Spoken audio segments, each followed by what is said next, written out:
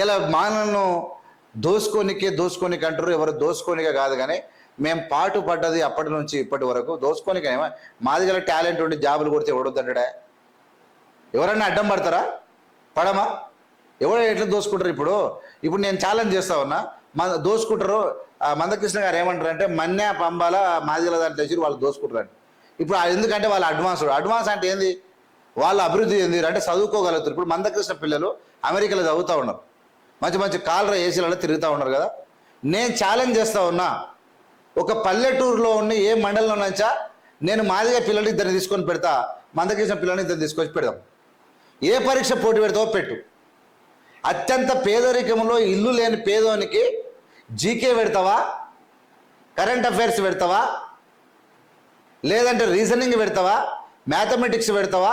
నువ్వు ఏ ఎగ్జామ్ పెట్టుకో, competition exam. Mandakrishna గారి పిల్లలు రాపిస్తాం, ఆ పేదింటి పిల్లలు రాపిస్తాం. అంటే కసితో కూడుకున్నది. చదవాలని చదివితే వస్తుంది తప్ప ఎంజాయ్ చేసే అడ్వాన్స్డ్ కులము, అడ్వాన్స్డ్ లేని కులం అనేది ఏది ఉండదు. ఇలా చిరంజీవి అనేతోడు అడ్వాన్సు, నాగార్జున అడ్వాన్సుడు, వెంకటేష్ అడ్వాన్సుడు, బాలకృష్ణ అడ్వాన్సుడు. వాళ్ళ కుటుంబాల నుంచి ఎవరిని తీసుకొస్తారో ఒక అత్యంత పేదరికం చెప్పులు లేని ఇంటికి వెళ్ళి తెస్తా. దేనికి పోటీ పెడదామో చెప్పు. నాగలి కొట్టే పోటీ పెడదామా? పొద్దుగాల 6 గంటల నుంచి సాయంత్రం 6 గంటల వరకు నాగలి దున్నే కార్యక్రమం పెడదామా? ట్రాక్టర్ దున్నే కార్యక్రమం పెడదామా? పశువుల కాసే కార్యక్రమం పెడదామా? పాలు వెండే కార్యక్రమం పెడదామా? సేనుకోస కార్యక్రమం పెడదామా? పరీక్ష రాసే పోటీలు పెడదామా? లేకుంటే చెరువులలో ఈదే కార్యక్రమం పెడదామా? ఏ పోటీ పెడదామో చెప్పు. అడ్వాన్స్ అనే తోడు ఏమీ ఉండదు. కాకపోతే ప్రభుత్వ విద్య నాణ్యమైన విద్య ఇస్తుందాలు. నేను ఏమంటున్నానంటే, ఇప్పుడు నేను చెప్పిన సోకాళ్ళ యొక్క పిల్లలంతా ఇంటర్నేషనల్ స్కూళ్ళనే చదివేరు కదా. ఏం చదువు వస్తుంది వాళ్ళకు? ఏం చదువు వస్తుంది? ఇవన్నీ ఇంటర్నేషనల్ స్కూల్, ఇవన్నీ బిల్డప్కే. ఏం ఉండదు అంటున్నా. ఏం స్టాండర్డ్ ఉండవు, కసి ఉండదు, నేర్చుకోవాలని చదవాలన్న తపన ఉండదు. అట్మాస్ఫియర్ కోసం మా పిల్లలు పేదోళ్ళతో కాకుండా ధనవంతులతో ఉంటే అదొక కల్చర్గా భావిస్తారు తప్ప వాళ్ళకు చదువు రాదు. కసిలో ఇలా దళితుల ఉద్యోగాలు కూడా, పేదల ఉద్యోగాలు కూడా చదువుకునే అవకాశం ఉంటే కసితోని జాబులు కొడతారు. దేశాన్ని కాపాడని విలువలతో కొడతారు. పేదరికంలో ఉన్నవాడు కొడతాడు. అవకాశాలు కల్పిస్తే పోటీ పడదనేది లేదు. అనేక ఎగ్జాంపుల్ ఉన్నాయి. ఇలా పరీక్షలో అంబేద్కర్ గారు పేదరికంలో ఆనాడు ఎంత కోటీశ్వరుడు అంబేద్కర్ గారితో ఎవరు పోటీ పడలే. ఇప్పుడు ఫైటర్లను చూసినా రన్నర్స్ని చూసినా ఎంత పెద్ద దిగ్గజాలను చూసినా అత్యంత పేదరికంలో వచ్చిన వాళ్ళకి సాధ్యమైతే తప్ప ఇంకోటి కాదనేది మీకు చెప్తా ఉన్నా. సరే, అది ఏదేమైనా నేను ఒక చెప్తా ఉన్నా, ఇలా కలిసి ఉండాల్సినటువంటి వీళ్ళందరూ కూడా మాకున్నటువంటి బాధ వర్గీకరణ చేసి విడదీశారు. అంబేద్కర్ గారు చెప్పని పని చేశారు. ప్రతి పనికిమాలినోడు రాజ్యాంగాన్ని విభజించడానికి ప్రయత్నం చేస్తూ ఉన్నాడు. వాళ్ళందరికీ దళితులలో నుంచి ఒక వ్యక్తి సపోర్ట్ చేస్తూ ఉన్నారు. ఇలాంటి సపోర్టు ఈ దేశ భవిష్యత్తుకు అంత మంచిది కాదనేది మా పోరాటం. మేము 6 నెలలుగా ఆగస్టు మొదటి వారం నుంచి August, September, October, November, December, జనవరి, ఫిబ్రవరి, కరెక్ట్ 6 నెలలుగా అనేక కార్యక్రమాలు పెట్టినాం. తూర్పు, పరమడ, ఉత్తర, దక్షిణ, హైదరాబాద్ నడిబొడ్డును సింహగర్జన చేసి మా వాదం, మా నినాదం, మేము అంబేద్కర్ రైట్స్ యొక్క మా యొక్క పద్ధతులు మేము చెప్పినాం. కానీ ఇటు మాదిగలు పట్టించుకోలే, ఇటు రాష్ట్ర ప్రభుత్వం పట్టించుకోలే. వాళ్ళు ఏమనుకున్నదో అది చేసిరు. మీరు ఏమనుకున్నో అది చేసిరు. కాబట్టి నేను అందుకనే అనువు కాని చోట అదుకులము అనరాదు, కొంచెం ముందు టెల్ల కొదువ కాదు, కొండ అద్దం అందు కొంచెమై ఉండదా, విశ్వదాభిరామ వినురవేమ, ఈ పద్యం వీళ్ళకి అంకితం చేస్తూ, రాజ్యాంగము అద్దంలో చిన్న కనబడ్డా మీ యొక్క దుమ్ము దులిపేది, మీ తాట తీసేది రాజ్యాంగమైన సంగతి గుర్తించాలి. రాజ్యాంగంలో జొర్రినటువంటి కీచక శక్తులు ఏవైతే ఉన్నాయో, రాజ్యాంగంలో ఉండి రాజ్యాంగాన్ని దుర్వినియోగం చేసేటువంటి శక్తులు ఎవరైనా ఉండరో, ఎడ్యుకేటెడ్ ప్రజలైనటువంటి దళితులు, బీసీలు, బహుజనులంతా గుర్తించి వీళ్ళ తాట తీయాల్సిందిగా మీ అందరికి విజ్ఞప్తి చేస్తున్నాం. నేను ఒకటి ఈ రాష్ట్ర ప్రజలకు, ఈ దేశ ప్రజలకు విజ్ఞప్తి చేస్తున్నా. కులాలుగా మనం విడిపోవద్దు.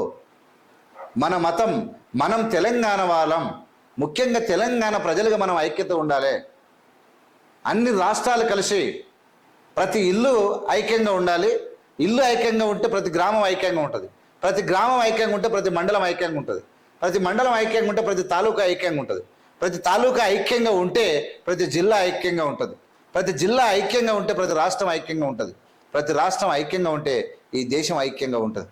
కానీ కులాల చేత మతాల చేత మనుషులను మనుషులుగా ద్వేషిస్తూ దూరం పెడుతూ వాడు తిన్నాడు వీడు తిన్నాడని నిజంగా టాలెంట్ ఉన్న వాళ్ళని ఈ రాష్ట్రంలో, ఈ తెలంగాణ రాష్ట్రంలో, భారతదేశంలో సుమారు 2 నుంచి 3 లక్షల దొంగ సర్టిఫికేట్లతో ఉద్యోగాలు చేస్తున్నారంట.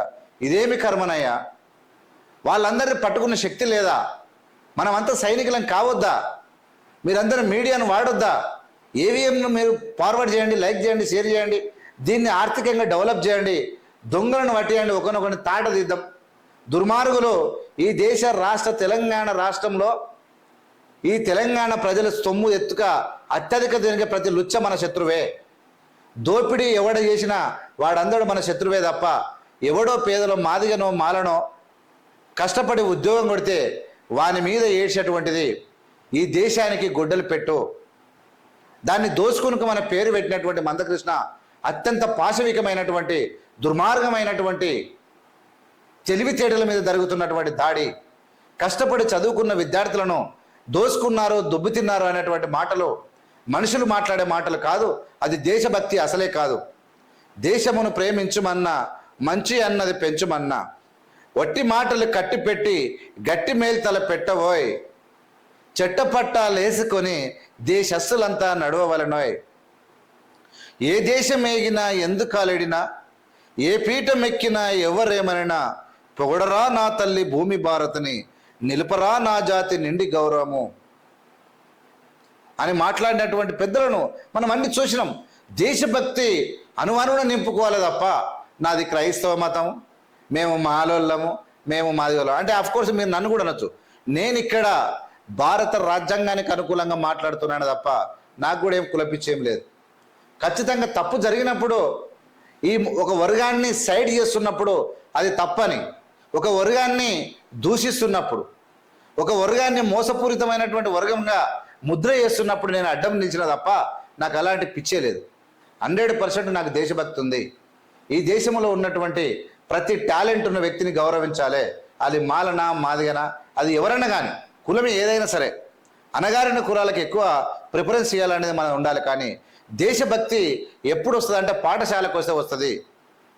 జనగణ మన అధినాయక్ జయ హే భారత్ భాగ్య విధాత, పంజాబ్ సింధు గుజరాత్ మరాఠ్ ద్రావిడ ఉత్కల వంగ, వింధ్య హిమాచల యమునా గంగా ఉచ్చల జలధి తరంగ, తవ శుభ నామే जागे तब सुभाशिष मागे, गाहे तव जय गाथा, जनगण मंगल दायक जय भारत भाग्य विधाता, जय हे जय हे जय हे.